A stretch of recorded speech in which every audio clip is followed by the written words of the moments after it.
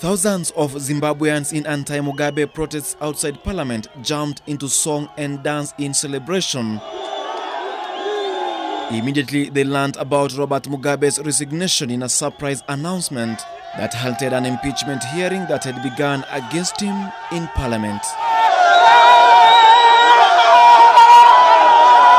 Lawmakers went into jubilation inside parliament after the Speaker of the Special Joint Parliamentary Session, Jacob Mudenda, dropped the bombshell by reading Mugabe's resignation letter that brings the curtain down on a 37-year reign. Notice of resignation. The lawmakers had initiated a motion to impeach him today afternoon after Mugabe ignored a deadline set by his party ZANU-PF to resign.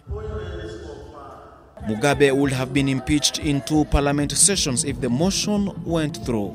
Earlier today, ousted Zimbabwe Vice President and frontrunner in Mugabe's succession, Emmerson Mnangagwa, turned down a meeting with President Robert Mugabe, warning him to step down immediately or face humiliation at the hands of the nation. Mugabe had previously refused to resign in the face of overwhelming pressure to leave office, including last week's military takeover and days of protests.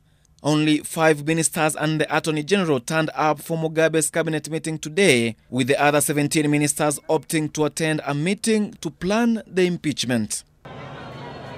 Morgan Tsvangirai, the opposition leader who has been a major Mugabe critic, led demonstrators outside parliament in support of the motion to oust Mugabe.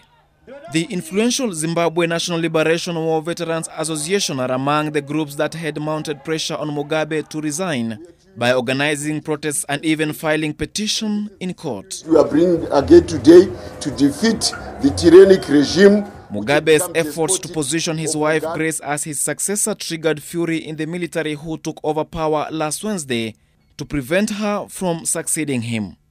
Zimbabwe's defense forces had promised to issue an official statement updating their latest negotiation on an exit plan with Mugabe. The 93-year-old Mugabe ruled the country with an iron fist for almost 4 decades and is the only president Zimbabwe has known since independence in 1980.